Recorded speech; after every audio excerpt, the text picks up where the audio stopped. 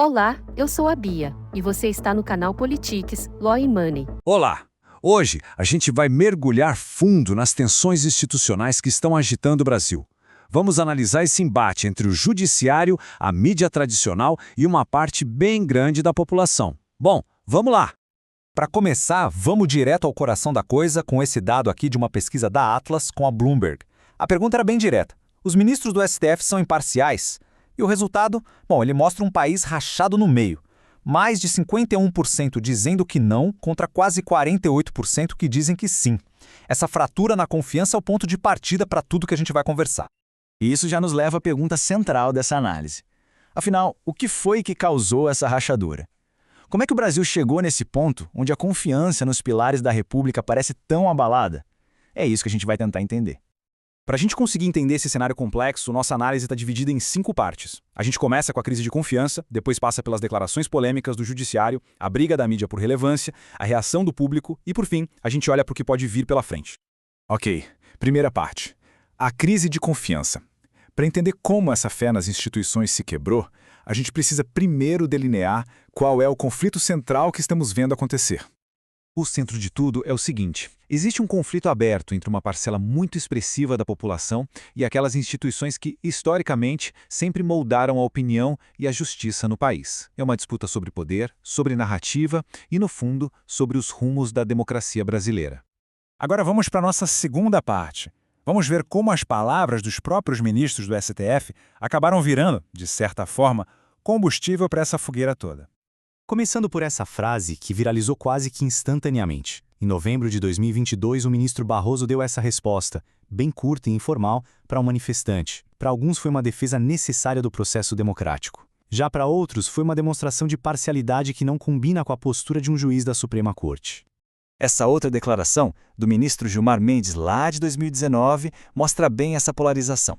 Quando ele chamou a Lava Jato de organização criminosa, ele chocou muita gente que via a operação como um marco no combate à corrupção. Ao mesmo tempo, validou a visão de quem já considerava um abuso de poder. E aqui a gente chega numa frase que se tornou pilar de muitas decisões controversas. O ministro Alexandre de Moraes usa bastante essa máxima para justificar ações como o bloqueio de contas e até prisões. Ela resume perfeitamente o debate sobre onde termina a liberdade de expressão e onde começa o que alguns veem como um ataque às instituições. É impossível discutir a situação atual sem focar no ministro Moraes. Ele é visto, ao mesmo tempo, como um herói que salvou a democracia e como alguém que extrapolou os limites do poder judiciário. Vamos dar uma olhada em como essa dualidade aparece na prática. De um lado da história, a gente vê um reconhecimento institucional que não para. No meio jurídico e acadêmico, principalmente em São Paulo, o ministro Moraes foi homenageado diversas vezes, recebendo as mais altas honrarias ano após ano por serviços que foram considerados essenciais para a democracia e para a justiça. Mas, em um contraste bem forte, a gente tem o outro lado. Os críticos apontam para uma série de ações bem polêmicas. As prisões em massa depois do 8 de janeiro, que, segundo eles, não avaliaram caso a caso. A imposição de censura e multas pesadas para influenciadores e, claro, o embate com Elon Musk, que levou a ordens de bloqueio de contas na plataforma X. Essa controvérsia toda ganhou o mundo, chegando ao ponto de existirem pedidos para que ele seja sancionado pela Lei Magnitsky, lá dos Estados Unidos. Agora vamos mudar um pouco o foco e ir para a nossa terceira parte, para entender como a mídia tradicional se encaixa nisso tudo. E a gente vai usar o William Bonner, que é um ícone do jornalismo, como um estudo de caso dessa crise de relevância. Essa citação do William Bonner é bem reveladora, né? Ela define a perspectiva de uma boa parte da mídia tradicional, de que as redes sociais não são só uma nova forma de se comunicar, mas sim um problema, uma fonte de intolerância e desinformação que ameaça a sociedade. Então, o ponto central é esse choque de visões. De um lado, Bonner e a mídia tradicional se veem como os guardiões da verdade, com a nova missão de corrigir as mentiras na internet. Do outro lado, os críticos dizem que eles mesmos vivem numa bolha, falando só entre si e que não entenderam ainda que não são mais eles que ditam a conversa no país. E esse momento se torna muito simbólico. A saída anunciada do Bonner do Jornal Nacional para focar em projetos pessoais não é só uma troca de apresentador. É o fim de uma era e representa as transformações gigantescas que a indústria da notícia está passando. Tudo isso leva a gente à nossa quarta parte, a reação do público. Como é que todo esse descontentamento com as instituições está virando ação de verdade? A resposta tem sido bem grande.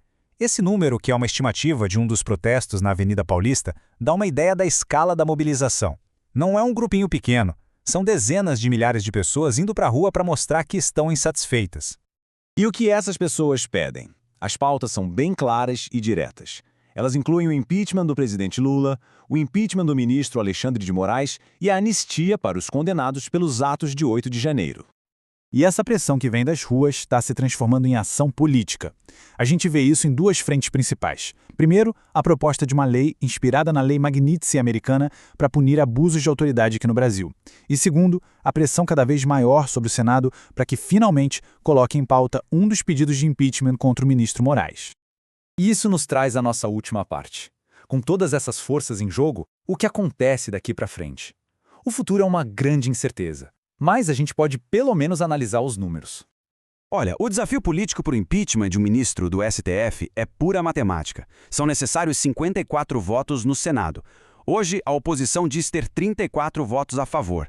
O destino dessa pauta, então, está nas mãos dos 28 senadores que ainda não se decidiram. A conta é difícil de fechar, mas a pressão continua. E a gente termina com essa reflexão. Num cenário de conflito aberto entre as instituições e uma parte tão grande do povo, a pergunta que fica é: de onde vai vir a solução? Quem tem a capacidade e a legitimidade para começar o processo, que com certeza vai ser longo e difícil, de reconstruir a confiança? A resposta para essa pergunta vai definir o futuro do Brasil. Esse foi mais um relato forte aqui no Politics, Law e Money. Se você gostou do conteúdo, deixe seu comentário, compartilhe e nos siga. Sua voz é importante e faz toda a diferença.